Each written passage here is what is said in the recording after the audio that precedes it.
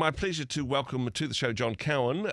John, kia ora, good morning. Thanks for your time Kia today. ora, Now, morena. I let you know just before we went on air that because you hadn't quite got your head around a topic when we were chatting earlier by text, that I read your text on air, but you have managed to scour together a topic, and I must say Yes, it's a very interesting one, and one which I can very much personally identify with for what will become obvious reasons. What's on your mind today, John?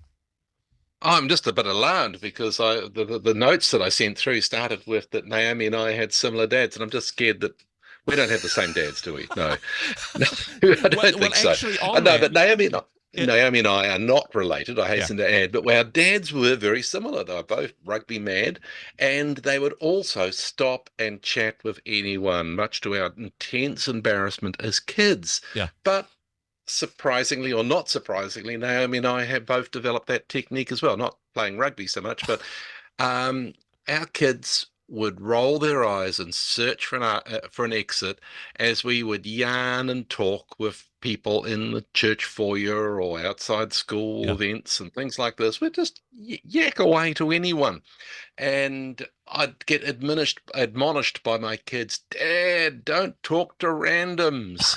Which or Birds of a also I'd get feather, etc. yeah, Yeah. yeah, they'd also tell me, oh, Dad, stop talking Asian or don't talk South African. Apparently I've got Oh my goodness. a habit of starting to unconsciously mimic the accent of people that I'm talking to. I Wow. must watch out for that one. Hey, there's lots of things that I probably need to apologize to my kids for. And perhaps I will apologize about the accent, but I won't apologize for trying to be friendly and chatting with people, Yeah. because I do tend to think that it adds something to the world. Mm. When I tell people that I was a shy youngster and a shy teenager and young adult, Yeah. and still have vestiges of shyness now, they don't believe me because I've always been a bit of a performer, an outgoing extrovert. Give Yeah. me a microphone and a stage and an audience, and I'm in my element. And so people say, how could you be shy? How Mm. could you take a face like that out in public and not be shy and be shy? And they don't actually realize that it takes courage, actually a lot of courage, to overcome shyness like I had. Yeah. And rehearsals. I actually practiced greetings and small talk formula and jokes, and I learnt consciously how to meet someone's gaze if it's appropriate, and Yeah. how to mask my insecurity with the right tone of voice or posture. Consciously, I had to do that. And it took energy. And if I went to a party, yes, I could be entertaining and engaging, but only for about 5 minutes. And then I'd go out and help in the kitchen or find the host's cat and Yeah. talk to that, And that's if I couldn't avoid the party altogether. Hmm. But yeah, they don't realize that it does take energy. But those tricks and techniques that I consciously learned have served me well. And they've become less, they require less effort. They've sort of become my style. They've become automatic. They've Hmm. composted down to who I am. And I think they've served me well in my interpersonal relationships and into public speaking and my and leadership roles as well. Yeah. But as well as serving me, and this is what I really want to perhaps share with people, not only to give you hope that you and your kids can overcome shyness, but also I think that being outgoing and friendly serves others as well. Yeah. I make the assumption that there's a lot of people out there who are lonely, that who are locked into their own world, that are trapped by their own awkwardness and their inability to take the first step in a conversation. And so I think it is kind. I think it's a service. I think it's a gift to give someone a smile and a greeting. And very rarely it gets battered away by someone who just wants to be left alone. Yeah. Far more often, you can see that your welcome is welcome. Hmm. It releases a little droplet of endorphin or oxytocin, or actually I don't think I release any other hormones in people, but I mean I think it lifts their mood a little bit, it brightens their day a little bit, a moment of connection. And and so I think it's worthwhile. I think it's a gift. It very rarely does it lead on to anything else. Hmm. I've got one friend who I've known for 30 years who has reminded me that I was the very first person that greeted him when he arrived as an Indian man and feeling very lonely in a, You you walked know, up to him and and mocked his accent. I mocked his accent and probably rocked my head backwards and forwards. No, no, but he is grateful that I overcame probably, a cultural difference and Hmm. as well to greet him. And yeah, I have a wonderful job, just one of the little things I do, Yep. and that is that I call out the names at citizenship ceremonies. I think I've mentioned this to you. Hmm. I have the wonderful opportunity of offending about 40 to 60 different nationalities in a single evening by Wow. mispronouncing their names.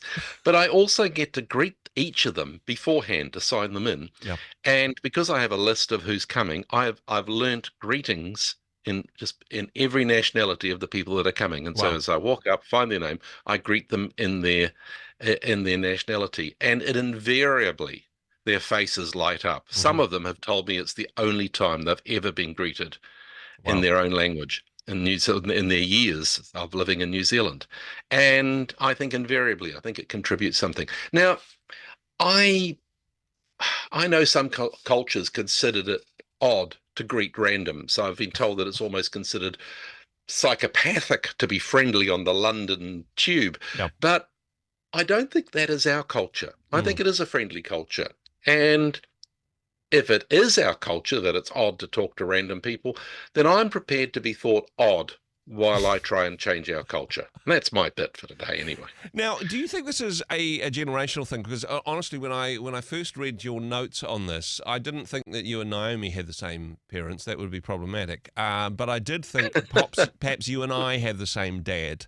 Because honestly, this Yeah. was the bane of my teenage years, was my dad stopping and talking to randoms and me going, oh my goodness, could you just stop? Mm. And hey, here I am many years later talking to randoms. This is what I Talking to randoms professionally, yeah. randoms like me. And This is yeah, what I do. Is it, do you think, a generational thing that was a generation that were better at it, or is it more of a stage of life thing that we start off awkward and shy and then we kind of lean into perhaps friendlier, more approachable versions of ourselves? Well, at least hopefully we do. let's hope that as we get older, we care less about what people think about us.